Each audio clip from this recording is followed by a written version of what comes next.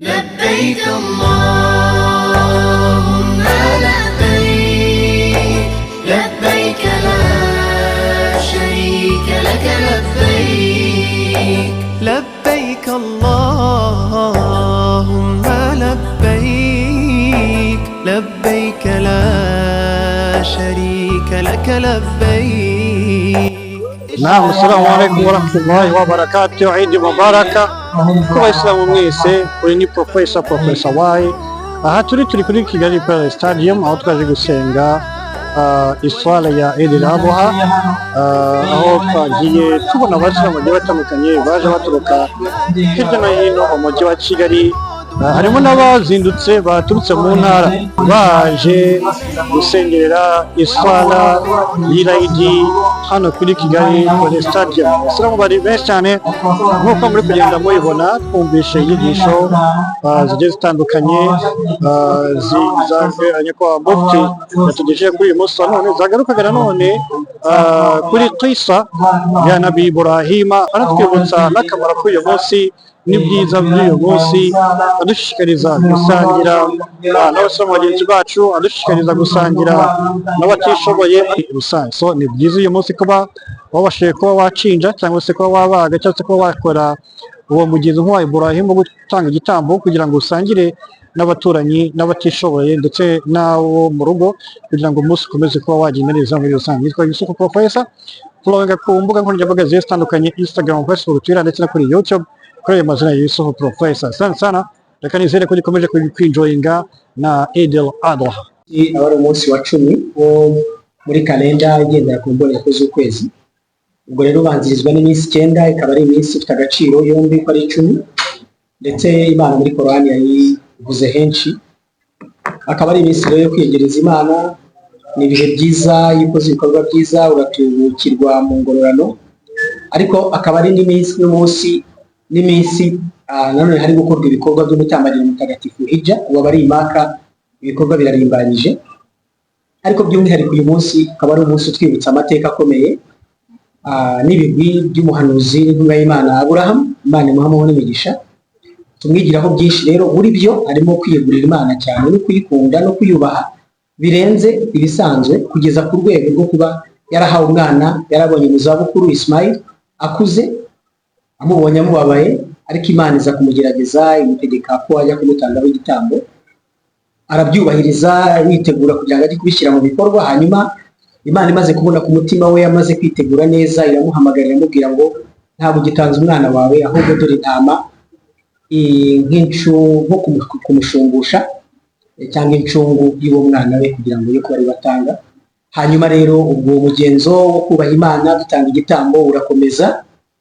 Intumwa z'Imana zamukurikiye n'abahanuzi barabikoze, n'intumwa y'Imana Muhammad, Imana umwigisha nawe yarabikoze. Natwe rero dukora uwo mugenzo mu kubahiriza.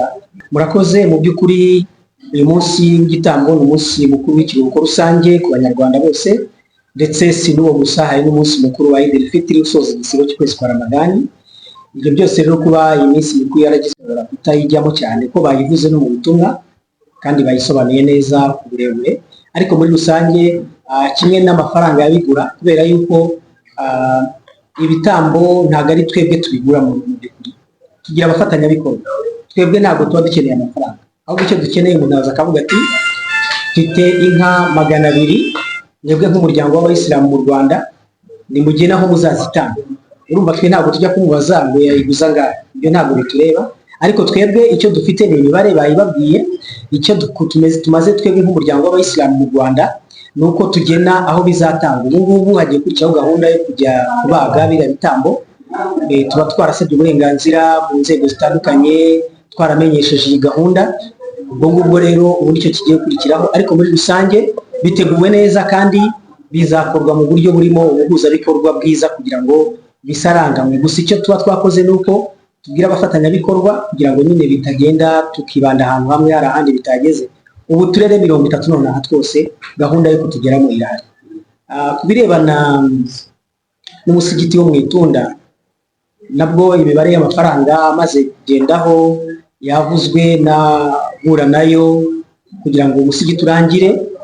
Byose hamwe bizaba 360 niyo bizarangira umusigiti utwaye. Umusigiti mwiza, w'icyitegererezo wubatse mu buryo bwiza, ufite ahantu hateguwe neza.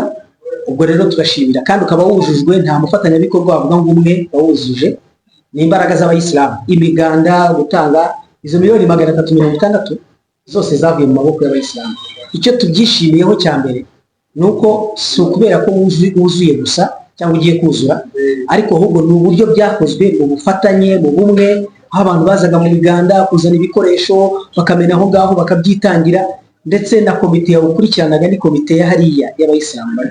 Mu by'ukuri rero twagira ngo dukangurire abayisilamu ko byaragarutswe mu butumwa yuko kiriya gikorwa nitugisoza ubu ngubu mu minsi mikeya dufite inteko rusange izaba mu kwezi kwa gatandatu gutaha mu mpera. Inteko rusange rero yemeza iteganyabikorwa ry'umwaka w'ingengo y'imari ku itariki ya 1 z'ukwa kabiri kugeza kwa gatandatu umwaka utaha. Ubwo rero muri iyo nama hazemezwamo igikorwa kindi kimwe abayisilamu bazahurizaho imbaraga nanone, kugira ngo tujye buri mwaka nibura dutaha igikorwa kandi cyakozwe n'abayisilamu, hanyuma bikajya bizirikana nanone gusaranganya ibikorwa mu bice bitandukanye atari ahantu. Mu by'ukuri ni ikintu twishimira cyane. Na mbere reka nk'uko byanagarutsweho no mu butumwa, reka mu by'ukuri fata uyu mwanya kugira ngo nongere nshimire byimazeyo nyakubahwa Perezida wa Repubulika Paul Kagame mu by'ukuri ku mwanya yageneye abayisilamu bo mu Rwanda. Ngo ndabivuga nk'umuvugizi wabo, umuyobozi wabo, umwanya yageneye abayisilamu ubwo yahuraga nabo mu mubonano bagiranye muri gahunda ya Meet the President, aho abayisilamu bari bageneye uwo mwanya, akaba yarabageneye umwanya mu biganiro byiza, impanuro yatugejejeho, ndetse n'ubufasha butandukanye n'inkunga yatwijeje mu rwego rwo kudushyigikira mu rugendo rw'iterambere rirambye turi kuganamo. Turamushimira cyane, dusaba n'Imana ko yakomeza ikamubungabunga kandi muhe imigisha, kandi ikomeze muhe imbaraga zo kuyobora igihugu cyacu, inamushoboze gukomeza kukigeza aheza twifuza nk'abanyarwanda. Hanyuma icyo wari ubajije rero kirebana n'ikibazo cya Ghana, nibyo koko abayisilamu mu byifuzo bamugejejeho harimo icya Ghana. Byumvikane neza, Ghana ubundi iratorwa kereka iyo mu gitondo gusa, ubwo nabwo igishaka kuvugwa ni ku ndangururamajwi, ariko ubundi Ghana iratorwa mu minsi iratorwa, hanyuma ziriya enye zisigaye zitorwa no ku ndangururamajwi, ariko iya mu gitondo niyo kugeza aka kanya idatorwa ku ndangururamajwi. Rero icyifuzo yacyakiriye neza, hanyuma asaba inzego bireba yuko zigisuzuma zikareba uko byagenda.